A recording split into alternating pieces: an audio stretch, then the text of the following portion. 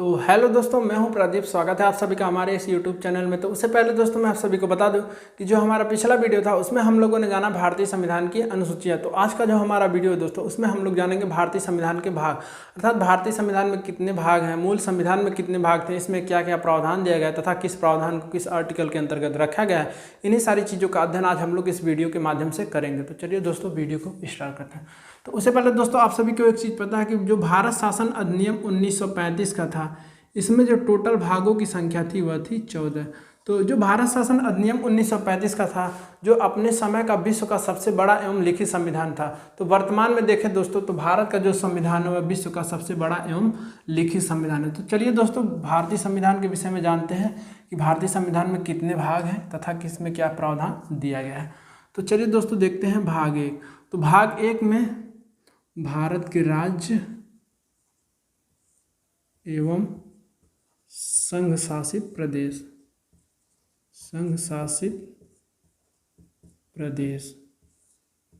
तो इस प्रकार दोस्तों हम लोग देख सकते हैं कि भारतीय संविधान में जो भाग 1 है उसमें भारत के राज्य एवं संघ शासित प्रदेशों के संबंध में बताया गया है। तो जैसा कि आप सभी को पता है कि वर्तमान में देखें तो भारत में जो टोटल राज्यों की संख्या है वह है 28 तथा संघ शासित प्रदेशों की संख्या वह है 8। तो इस प्रकार हम लोग देख सकते हैं कि भारतीय संविधान में जो भाग 1 है उसमें राज्य एवं संघ शासित प्रदेशों के संबंध में प्रावधान दिया गया है तथा इसे आर्टिकल 1 से लेके 4 के अंतर्गत रखा गया। तो इस प्रकार हम लोग दोस्तों भाग 1 को देख सकते हैं। तो अगला है दोस्तों भाग 2। तो भाग 2 में नागरिकता के संबंध में बताया गया है। नागरिकता से तात्पर्य दोस्तों, यदि भारत का कोई व्यक्ति भारत की नागरिकता को छोड़ना चाहता या किसी अन्य देश का व्यक्ति भारत की नागरिकता को ग्रहण करना चाहता है, उसके लिए क्या प्रावधान दिए गए हैं, इन्हीं सारी चीज़ों को दोस्तों भाग 2 के अंतर्गत रखा गया है तथा इसे आर्टिकल 5 से लेकर 11 तक बताया गया है। तो इस प्रकार दोस्तों हम लोग भाग 2 को देख सकते हैं कि भारतीय संविधान में जो भाग 2 है उसमें नागरिकता के संबंध में प्रावधान दिया गया है। अगला है दोस्तों भाग 3। तो भाग 3 के संबंध में यदि बात करें तो भारतीय संविधान के भाग 3 में मौलिक अधिकार के बारे में बताया गया है। मौलिक अधिकार, जैसा कि आप सभी को पता है जो मौलिक अधिकार का प्रावधान है उसको हम लोगों ने अमेरिका के संविधान से लिया है तथा इसे आर्टिकल 12 से लेकर 35 में रखा गया है।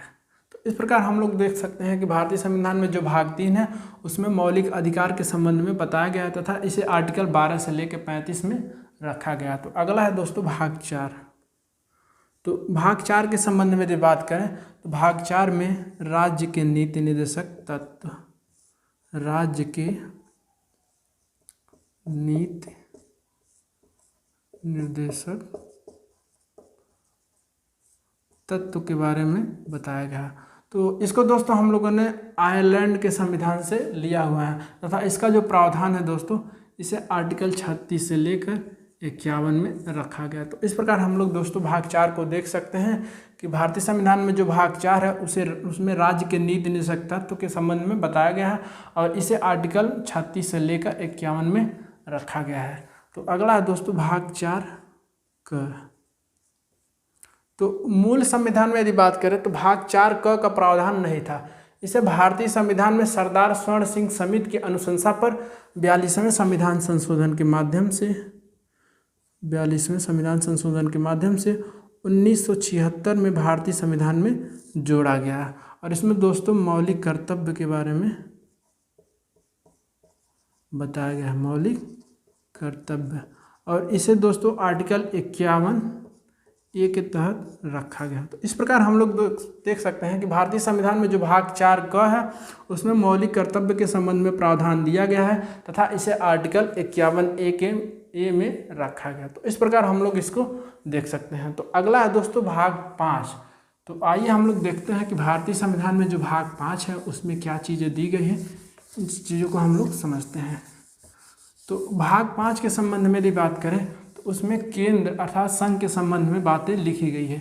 तो भारतीय संविधान में दोस्तों जो भाग 5 है उसमें संघ के संबंध में बताया गया। तो भाग 5 संघ अर्थात केंद्र के संबंध में बातें लिखे गए हैं।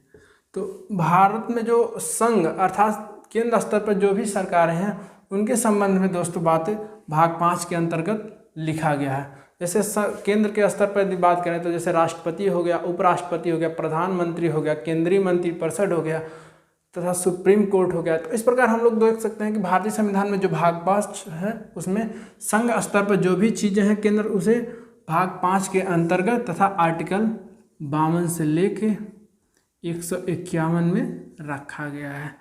इस प्रकार हम लोग भाग 5 को देख सकते हैं। अगला है दोस्तों भाग 6। तो भाग 5 और भाग 6 को दोस्तों एक दूसरे से कोरिलेट करके पढ़ सकते हैं। जैसा कि आप सभी को पता है कि भाग 5 में केंद्र स्तर पर जो भी प्रावधान दिया गया उसे भाग 5 के अंतर्गत रखा गया। उसी प्रकार राज्य स्तर पर जो भी प्रावधान है, जैसे राज्य सरकार के संबंध में बात करें तो मुख्यमंत्री, राज्यपाल, राज्य मंत्रिपरिषद तथा हाई कोर्ट, इस प्रकार के जो प्रावधान है दोस्तों उसे भाग 6 के अंतर्गत आर्टिकल 152 से लेकर 237 में रखा गया। तो इस प्रकार दोस्तों हम लोग भाग 6 को देख सकते हैं। अगला है दोस्तों भाग 7। तो भाग 7 के संबंध में यदि बात करें तो भाग 7 को दोस्तों भारतीय संविधान में जो 7वां संविधान संशोधन हुआ था, 7वां कॉन्स्टिट्यूशनल अमेंडमेंट जो कि 1956 में हुआ था, इसके माध्यम से भाग 7 को भारतीय संविधान से हटा दिया गया। तो इस प्रकार हम लोग देखें तो भाग 7 जो है वर्तमान में खाली है तथा इसका जो प्रावधान था दोस्तों उसे आर्टिकल 238 के अंतर्गत रखा गया है। तो इस प्रकार हम लोग भाग 7 को देख सकते हैं कि भाग 7 में निरसन नियम के संबंध में बताया गया है। तो इस प्रकार दोस्तों हम लोगों ने भाग 7 तक देखा। तो आइए दोस्तों देखते हैं कि भाग 8 में क्या चीज़ें दी गई हैं। तो भारतीय संविधान में जो भाग 8 है उसके संबंध में बात करें तो उसमें केंद्र शासित प्रदेशों के संबंध में बताया गया है तथा इसे आर्टिकल 239 से लेकर 242 में रखा गया है। तो भारतीय संविधान में दोस्तों जो भाग 8 है उसमें संघ शासित प्रदेश के संबंध में बताया गया है। संघ शासित प्रदेश, इस प्रकार दोस्तों हम लोग देख सकते हैं कि भारतीय संविधान में जो भाग 8 है उसमें संघ शासित प्रदेश को रखा गया तथा वर्तमान में देखें तो संघ शासित प्रदेशों की जो संख्या है वह है 8 तथा इसे आर्टिकल 239 से लेकर 242 के अंतर्गत रखा गया है। तो इस प्रकार हम लोग भाग 8 को देख सकते हैं। अगला है दोस्तों भाग 9। तो भाग 9 के संबंध में यदि बात करें तो भाग 9 में पंचायतों के संबंध में बातें लिखी गई है। पंचायतों के संबंध में भाग 9 में बताया गया तथा दोस्तों इसे 73वें संविधान संशोधन के माध्यम से 1992 में भारतीय संविधान में जोड़ा गया है तथा इसके संबंध में बात करें तो इसे आर्टिकल 243 ए से लेकर ओ तक रखा गया है। तो इस प्रकार हम लोग भाग 9 को देख सकते हैं। तो अगला है दोस्तों भाग 9 का। तो भाग 9 क के संबंध में यदि बात करें तो इसे 74वें संविधान संशोधन के माध्यम से जो कि 1992 में हुआ था, इसे भारतीय संविधान में जोड़ा गया। तो भाग 9 क में नगर पालिका के संबंध में बातें लिखी गई है। तो इस प्रकार दोस्तों हम लोग भाग 9 क को देख सकते हैं तथा इसके संबंध में बात करें तो इसे आर्टिकल 243 पी से लेकर जेड जी के अंतर्गत रखा गया। तो इस प्रकार दोस्तों हम लोग भाग 9 क को देख सकते हैं। तो इसे आप नोट भी कर सकते हैं। तो आइए दोस्तों देखते हैं, अगला है भाग 10। तो आइए दोस्तों देखते हैं कि भारतीय संविधान के भाग 10 में क्या चीज़ें दी गई हैं, उनको हम लोग देखते हैं। तो भारतीय संविधान में जो भाग 10 है उसके संबंध में यदि बात करें तो भारतीय संविधान में जो भाग 10 है उसमें एससी और एसटी के संबंध में बताया गया है। तो भारतीय संविधान में जो भाग 10 है दोस्तों उसमें एससी और एसटी वाले जो क्षेत्र हैं उनके संबंध में जो बातें हैं दोस्तों उसे भाग 10 के अंतर्गत रखा गया है तथा इसके संबंध में यदि बात करें तो इसे आर्टिकल 244 एवं 244 क के अंतर्गत रखा है। तो इस प्रकार हम लोग दोस्तों भाग 10 को देख सकते हैं कि भारतीय संविधान में जो भाग 10 है उसमें अनुसूचित जात तथा अनुसूचित जनजात वाले जो क्षेत्र हैं उसको संबंध में जो भी प्रावधान है उसे भाग 10 के अंतर्गत आर्टिकल 244 एवं 244 क में रखा गया है। तो अगला है दोस्तों भाग 11।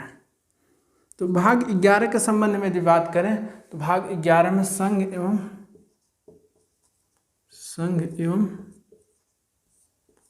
राज्य के संबंध के बारे में बताया गया है तथा इसे आर्टिकल 245 से लेकर 263 में रखा गया। तो इस प्रकार दोस्तों हम लोग देख सकते हैं कि भाग 11 में केंद्र तथा राज्य के बीच जो भी संबंध है, जैसे प्रशासनिक संबंध हो गया, विधायी संबंध हो गया, वित्तीय संबंध में हो गया, अर्थात संघ अर्थात केंद्र और राज्य के बीच प्रशासनिक संबंध कैसा होगा, वित्तीय संबंध कैसा होगा, विधायी संबंध कैसा होगा, इन्हीं सारी चीज़ों को हम लोग दोस्तों भाग 11 के अंतर्गत पढ़ते हैं तथा इसे आर्टिकल 245 से लेकर 263 के अंतर्गत रखा गया है। तो इसको यदि आप चाहें तो नोट भी कर सकते हैं।